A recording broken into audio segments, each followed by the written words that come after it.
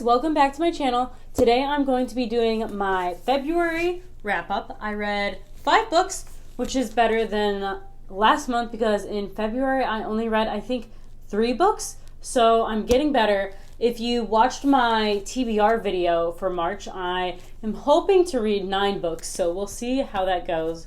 Hopefully it keeps increasing in a trend and I'll be able to get that done. But right now I'm going to talk about the books that I read in February. So the first book that I read in February was An American Marriage. This book is a literary fiction read, and I was really just craving some literary fiction, like deep stuff, and this really fit the bill. I ended up giving it a 3 out of 5. I thought the themes explored in this book were really interesting, but as a story-wise, it didn't really engage me a lot. But let me tell you what it was actually about. This is about a black newlywed couple, and they have only been married for a year, and their life is on the up and up. They're trying to build a business together and really get the most out of life, and the husband gets accused of committing a crime that he did not commit, and ultimately he gets sentenced to 15 years in jail. And it starts off introducing the characters, and then you get a really cool part. This is probably my favorite part of the book, is that you get to see the letters that are sent back and forth between the husband and the wife during his trial and his sentencing, and eventually during his sentence, and you kind of heartbreakingly get to see their marriage inevitably fall apart. And then I won't give too much context for what happens next, but it's a very interesting dive into what marriage is and what it means to love someone. And I think a lot of times people get married because they want to get married, and they love someone because they want to be with them. But this really delves into the harder aspects of these things and what you're willing to do for someone that you love and what you're willing to sacrifice for it. And I thought it was pretty good in that aspect, but not a whole lot of action actually happens in this book. It's definitely much more of exploring those themes and exploring what's going on in the characters' heads. It might be more of a character study. I've never read a character study before, so I don't know if this actually qualifies, but it does really focus on that. And I liked it. I gave it a 3 out of 5. I am glad that I read it. I probably won't ever read it again, but I do definitely recommend it. The next book I read was Into the Wild by Jon Krakauer. I kind of went into this book really blind. I knew that it was a very popular book that a lot of people read in high school. I did not read it in high school. And I knew that it was about a man, which it says literally like right here in this little script on the cover. It's about a young man that was found dead in the wilderness. And it's kind of exploring. Someone is like blasting music outside. Okay, that went on for like 2 minutes. But anyways, I really hope you guys can't hear that, so I'm just going to keep going. This book I thought was really going to be like an analysis of what happened, who was this man, how did he end up dead, and I knew it was kind of a self-discovery, exploring in the wild, finding yourself. I didn't really realize that this is definitely more of an investigative journalism novel, and I probably wouldn't have read it if I had known that. But that being said, I am glad that I did read it because I feel like it's kind of a modern classic, and it definitely has a lot of influence on pop culture. But story-wise, I read the story because I wanted the life story of Chris McCandless, and it gave me that. And it also gave the life story of every single person he comes in contact with. I'm not exaggerating. It literally gives like several paragraphs of a life story to every single person that he encountered in his trips through America before he eventually set off for Alaska, where he died. And that was just a little much for me. I didn't want that much information. From an investigative journalism standpoint, I think it was very well done because the author just got every single last piece of information he possibly could to try and figure out who Chris McCandless was, what his motivations were, what his thought process was. And I think we really got a good idea of that in this book. At the end, there was kind of an update that I know wasn't originally in it when it was published that kind of suggests the cause of death for Chris. But overall, I was just kind of trying to get through this to finish it, to just get it over with. So I gave it 3 stars. I give it 3 stars just because it, as an investigative journalism piece, it is good. Although I didn't realize that it was that. But just because so maybe it should be a 2-star because I didn't really enjoy it that much. But it did the job that it was supposed to do. So that's what I'm going to give it 3 stars. It deserves at least 3 stars. So the next book that I read, I finally dove back into fantasy. And I picked up The Bear and the Nightingale by Catherine Arden. This book was so good. I gave it a 4 stars. It is a fantasy about a girl who lives in Russia, and her town is very acquainted with the folklore and the spirits that are alive in Russian folklore. And it was really cool. There is a glossary in the back that kind of gives you the definitions of a lot of these spirits that I wish I had known starting off in this book, because it definitely gets really complicated if you aren't familiar with Russian folklore.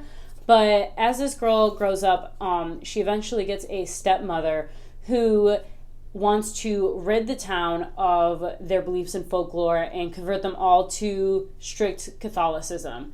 And there's an aspect in the story that they did not say in the back, and that I did not hear about anyone saying anything about it, and I think it makes it much more intriguing. So I'm going to put like a context warning. It's not a spoiler because it happens before some of the events that it says on the back. So it's really early in the book that this is revealed, but it's not just that her stepmother hates traditional Russian folklore. Her stepmother is a young woman who is plagued by seeing demons everywhere, and she is deemed crazy and insane, and all she wants to do is go to a convent where there are no demons, because every time she goes into a church, there are no demons there, and the demons that she's seeing are the Russian spirits. And so that's why the stepmother wants to get rid of all of the Russian spirits.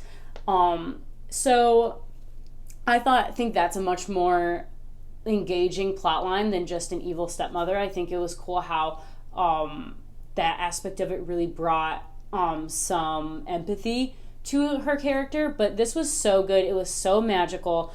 It is the first in a trilogy, and I'm definitely going to be picking up the next 2 in the next few months. It was very good. I liked it a lot. It was very magical, very wintry. It was perfect to read. I'm pretty sure I read this in like the middle of a snowstorm, so that was very enjoyable. The perfect atmospheric read. Oops. And yeah, I give it 4 stars. So the next book I read was The Fifth Season by N.K. Jemisin. I had a hard time getting into this. I was very skeptical at first. It is a very unique writing style. The first chapter is in first person as the narrator. It would say, I'm telling you this so that you could have context for this, but really you don't need to.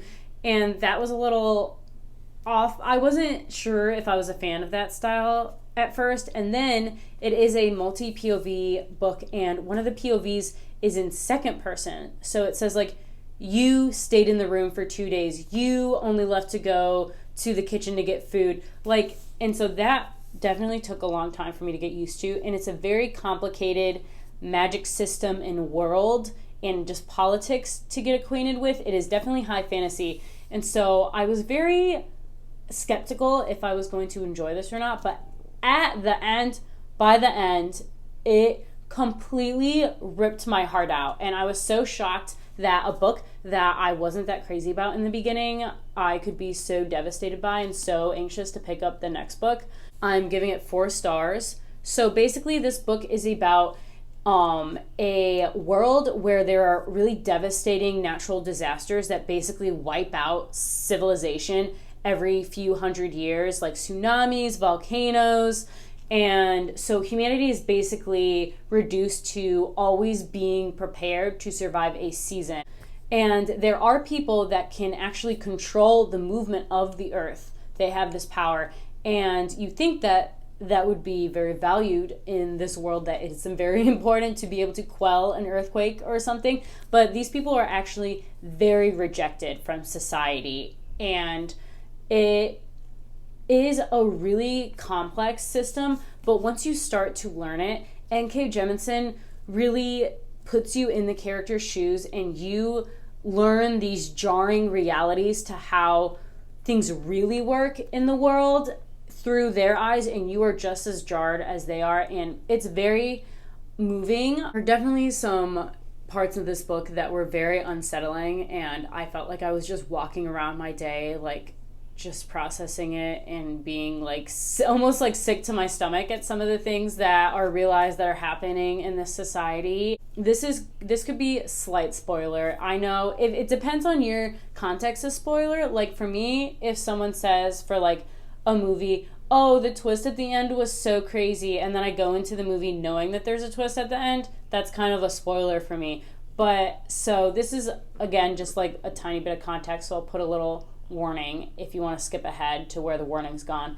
But this book really was so rough, and you follow these characters, and then it was like, oh, you want one of them to find just a smidge, just a tiny smidge of happiness? That's what you want? Okay, here it is, taken away, just crushed, just destroyed. I was literally like almost shaking with how like anxious I was, like knowing certain events were about to happen in this book. It really rocked my world, and no pun intended, but it was very good. This is the first in another trilogy. I have started 3 trilogies this year so far with only the first book, and I'm kind of hating myself for it because I now am torn between which of them I want to read next. But I will be getting the next 2 of this and picking it up very soon because it was very good. And the last book that I read in February is Transcendent Kingdom by Yaa Gyasi. I really liked this book. This was a literary fiction, and some books, they're literary fiction, but this is what I really wanted when I was in a literary fiction mood. It is very deep, very analytical of its themes. I feel like every sentence like had a reason, and that it was just really fun to kind of like analyze what the messages were saying. So this book goes back and forth between the childhood and the adulthood of the main character, Gifty. She is a child of immigrants from Ghana, and it really explores the themes of depression, addiction, the shame that's surrounding these illnesses, and it also really dives into religion. So her mother raised them in a very strict Pentecostal, I think, church, and she kind of abandoned that and tried to turn to science for her answer. She is a PhD student studying neurology, which I found very just fun and interesting part of it. And she turns to science to try and find her answers in life that she didn't find through religion when she was younger, and she's ending up very frustrated because science isn't really giving her those answers either, and it's her kind of exploring herself, her own emotions about the traumatic things that has happened to her and things that she's dealing with. I definitely love this. I definitely will be picking up this author's other book, Homegoing, that I have not read yet. But also, can we just talk about how pretty this cover is? It's the whole time I was reading it, I was just admiring the cover the whole time because it's so pretty. And yeah, that is all of the books that I read in February. I hope you guys enjoyed this video. Let me know if you've read any of these or you're planning on reading any of these, and I will see you in the next video. See ya!